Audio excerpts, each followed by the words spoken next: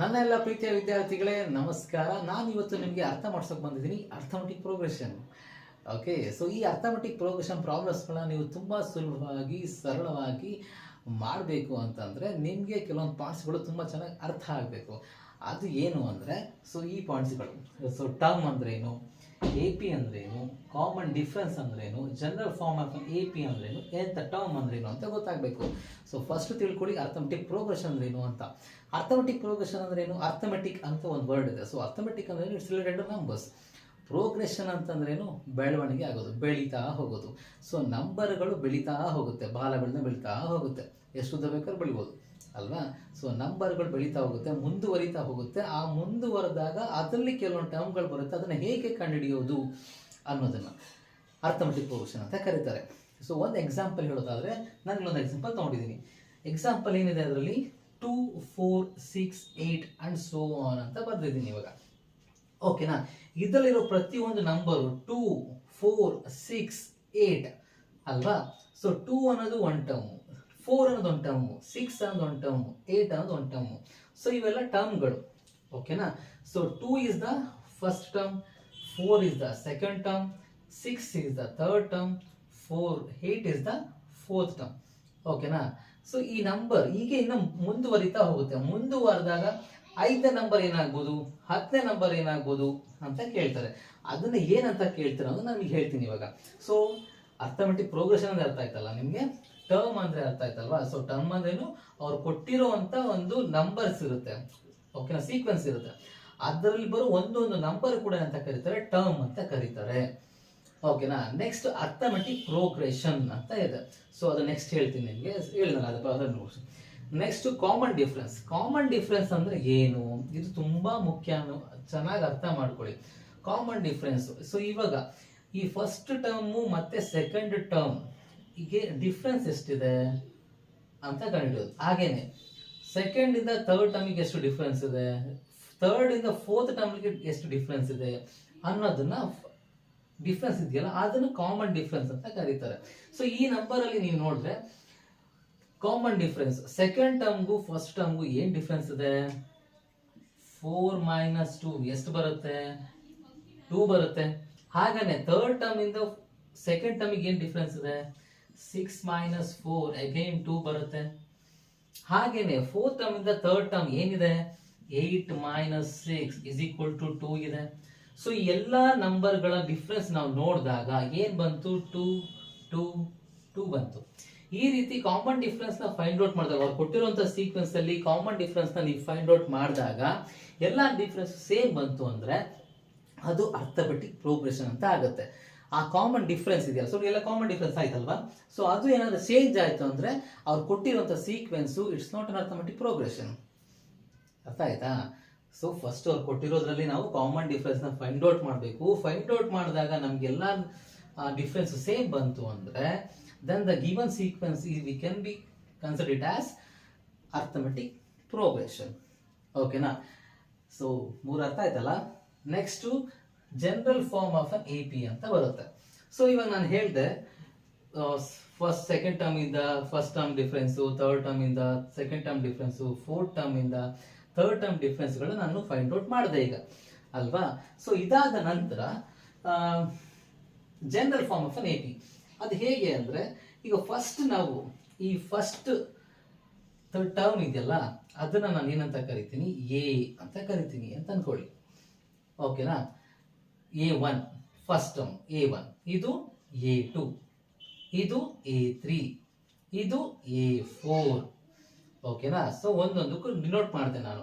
First term, second term, third ಟರ್ಮ್ನ, fourth ಟರ್ಮ್ನ A1, A2, A3, A4 ಅಂತ ಬರೆದೆ ನಾನು. ಓಕೆನಾ? ಈಗ ಸಪೋಸ್ ಏನು ಇಲ್ಲ ಅಂತ ಅನ್ಕೊಳ್ಳಿ. ಸೊ ಇವೆಲ್ಲದನ್ನು ನೋಡಿ, ಎಲ್ಲ ಬೇರೆ ಬೇರೆ ಟರ್ಮ್ ಇರೋದಕ್ಕೆ ನಾನು 1, 2, 3, 4 ಅಂತ ಬರ್ದೆ. ಸೊ ಏನಿಲ್ಲ, ಫಾರ್ ಎಕ್ಸಾಂಪಲ್ ನಾನು ಹೇಳಿದ್ರೆ ಎ ಫಸ್ಟ್ ಟರ್ಮ್ ನಾನು ಏನಂತ ಕನ್ಸಿಡರ್ ಮಾಡಬಹುದು? ಎ ಅಂತ ಬರಿತೀನಿ ನಾನು. ಹಾಗೇನೆ ನೀವು ಸೆಕೆಂಡ್ ಟರ್ಮ್ ನ ಅಬ್ಸರ್ವ್ ಮಾಡಿ. ಸೆಕೆಂಡ್ ಟರ್ಮ್ಗೂ ಇದಕ್ಕೆ ಏನ್ ಡಿಫ್ರೆನ್ಸ್ ಇದೆ? 2 ಇದೆ ಅಲ್ವಾ? ಸೊ ಈ ಫಸ್ಟ್ ಟರ್ಮ್ ಏನಿದೆ 2 ಇದೆ. ಆ ನೆಕ್ಸ್ಟ್ ಟರ್ಮ್ಗೆ ಎಷ್ಟು ಆಡ್ ಆಗಿದೆ? 2 ಆಡ್ ಆಗಿದೆ. ಸೊ 2 ಆಡ್ ಆದಾಗ ಏನಾಯ್ತದು? 4 ಆಯ್ತು ಅಲ್ವಾ?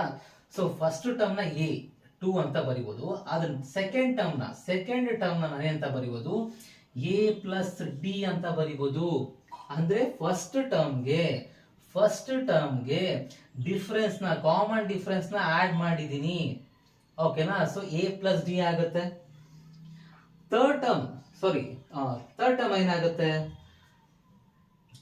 Third term A plus 2d ಅಂತ ಬರಿಬಹುದು ನಾವು. ಓಕೆನಾ?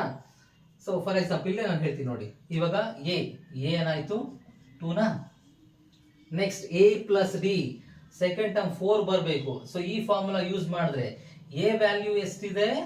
2 ಇದೆ ಅಲ್ವಾ? ಪ್ಲಸ್ ಡಿ ಎಷ್ಟು ಬಂತು ನಮಗೆ? Common difference 2. ಹಾಗಾದ್ರೆ ಏನ್ ಬಂತು ನಮಗೆ? ಸೆಕೆಂಡ್ ಟರ್ಮ್ 4 ಬಂತಲ್ವಾ? Next third term A plus 2d ಅಂತ ನಾವು ಬರೀಬಹುದು. ಹೇಗೆ? ಫಸ್ಟ್ ಟರ್ಮ್ ಏನು?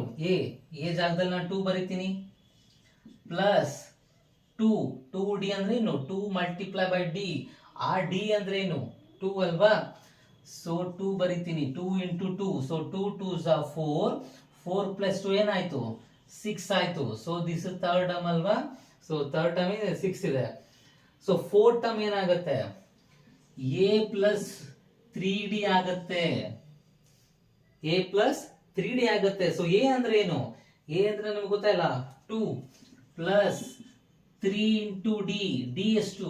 ಅಗೇನ್ ಡಿಫರೆನ್ಸ್ 2 ಅಲ್ವಾ? So 3 2s are 6. 6 ಪ್ಲಸ್ 2 ಏನಾಯ್ತು? 8 ಬಂತು. Correct? So general form of an AP ನ ನಾವು ಹೇಗೆ ಬರಿಬಹುದು? A plus D, A plus 2d, A plus 3d. ಓಕೆನಾ? ಏನಂತ ಬರಿಬಹುದು? A plus D, A plus 2d, A plus 3d ಅಂತ ನಾವು ಬರಿಬಹುದು. ಓಕೆನಾ? This is general form of an AP. ಗೊತ್ತಾಯ್ತಲ್ಲ? General form of an AP. So general form of an AP ಅಂದ್ರೇನು? ಇದೆ A plus D, A plus 2d, A plus 3d. So first term, second term, third term, fourth term. ಓಕೆನಾ? So ಇವರು 10th term ನೋಡಿ. ಇವಾಗ second term ಅಂದಾಗ ಏನಾಯ್ತು? ಬರೀ 1d ಆಯ್ತು. ಥರ್ಡ್ ಟರ್ಮ್ ಅಂದಾಗ ಏನಾದ್ರು 1 ನಂಬರ್ ಲೆಸ್ ಆಯ್ತು, 2d ಆಯ್ತು. ಫೋರ್ತ್ ಟರ್ಮ್ ಕೇಳ್ತಾರೆ ಅಂತ ಅನ್ಕೊಳ್ಳಿ, 1 ನಂಬರ್ ಕಮ್ಮಿ, 3d ಆಯ್ತು. ಓಕೆನಾ? ಈಗ find out the 10th term ಅಂತ ಹೇಳ್ತಾರೆ. ಸೊ 10th ಟರ್ಮ್ ನ ನಾವೇನಂತ ಬರೀಬಹುದು? 10th ಟರ್ಮ್ ನ ಎ ಪ್ಲಸ್ 9d ಅಂತ ಬರೀಬಹುದಲ್ವಾ? So first term plus 9 into D ಅಲ್ವಾ? ಸೊ ಹಾಗಾದ್ರೆ ಏನಾಗ್ತಾ ಇದೆ? ಅವ್ರು 10th ಟರ್ಮ್ ಕೇಳಿದಾಗ 1 ನಂಬರ್ ಮೈನಸ್ ಆಗ್ತಾ ಇದೆ, 1 ನಂಬರ್ ಲೆಸ್ ಆಗ್ತಾ ಇದೆ ಅಲ್ವಾ? ಸೊ ಹಾಗಾಗಿ ನೆಕ್ಸ್ಟ್ nth ಟರ್ಮ್ ಅಂತ ಬರುತ್ತೆ ನಮಗೆ. nth term of an AP, nth term of an AP ಅಂತ ಬರುತ್ತೆ. ಅದರ ಫಾರ್ಮುಲಾ ಏನಾಗುತ್ತೆ ಹಾಗಾದ್ರೆ? nth ಟರ್ಮ್ ಅಂದ್ರೆ ಏನು? n ಅಲ್ವಾ? So an is equal to a plus. So 10th term ಅಂದಾಗ ಏನಾಯ್ತು? 1 ನಂಬರ್ ಲೆಸ್ ಆಯ್ತಲ್ವಾ? 1 ನಂಬರ್ ಲೆಸ್ ಆದ್ರೆ 9 ಆಯ್ತು. ಫೋರ್ತ್ ಟರ್ಮ್ ಅಂದಾಗ ಏನಾದ್ರು 1 ನಂಬರ್ ಲೆಸ್ ಆಯ್ತು, 3 ಆಯ್ತು. ಥರ್ಡ್ ಟರ್ಮ್ ಅಂದಾಗ ಏನಾಯ್ತು? ನಮಗೆ 1 ನಂಬರ್ ಲೆಸ್ ಆಯ್ತು, 2 ಆಯ್ತು. ಹಾಗಾದ್ರೆ ಅವ್ರು ಕೇಳಿರೋ ಟರ್ಮ್ಗೆ 1 ನಂಬರ್ ಲೆಸ್ ಆಗುತ್ತಲ್ವಾ? ಸೊ ಹಾಗಾದ್ರೆ ನಾನು nth term, so nth term ಅಂದ್ರೆ ಏನು? ಸೊ n ಗಿಂತ ಕಮ್ಮಿ ಆಗ್ಬೇಕಲ್ವಾ? nth ಟರ್ಮ್ ನ ಕಂಡುಹಿಡಿತಾ ಇದ್ದೀನಿ. ಸೊ n ಕೊಟ್ಟಿದ್ದಾರೆ. ಸೊ ಅಂದ್ರೇನು? 1 ನಂಬರ್ ಲೆಸ್ ಆಗ್ಬೇಕಲ್ವಾ? ಸೊ ಆ nth ಟರ್ಮ್ಗೆ -1 ಮಾಡ್ತಾ ಇದ್ದೀನಿ. -1 into D. So this is the nth term of an AP. ಇದು ಜನರಲ್ ಫಾರ್ಮು, ಇದು nth term of an AP. ಓಕೆನಾ? ಎ ಜಾಗದಲ್ಲಿ ಏನೇ ಇದೆ. ಸೊ 10th 1 ನಂಬರ್ ಲೆಸ್ ಆಗಿದೆ. ಸೊ ನಾನು n ಅಂತ ತಗೊಂಡೆ. 10 ಜಾಗದಲ್ಲಿ n ಇದೆ. 10 ಜಾಗದಲ್ಲಿ n ಇದೆ. ಸೊ ನಾನು 10 ಗಳಲ್ಲಿ 1 ಲೆಸ್ ಮಾಡಿದ್ರೆ 9 ಆಯ್ತು. ಸೊ ಅದೇ ರೀತಿ ಇವಾಗ n ಇದೆ. ಸೊ n ಗೆ 1 ಲೆಸ್ ಮಾಡ್ಬೇಕಲ್ಲ, 1 - 1. ಆಮೇಲೆ ಡಿ ಇದೆ, ನಾನು ಡಿ ಬರ್ದೆ. ಅಷ್ಟೇ ಮಾಡೋದು, ಬೇರೆ ಏನು ಮಾಡಿಲ್ಲ. So this is the nth term of an AP. So ಈ ಫಾರ್ಮುಲಾ ಕೂಡ ತುಂಬಾನೇ ಮುಖ್ಯ ಆಗುತ್ತೆ. ಸೊ ಇದಿಷ್ಟು ನಿಮಗೆ ನೆನಪಿದ್ರೆ ನೆಕ್ಸ್ಟ್ ಪ್ರಾಬ್ಲಮ್ಸ್ ಗಳ ತುಂಬಾ ಫಟಾಫಟ್ ಆಗಿ ಮಾಡ್ಬೋದು.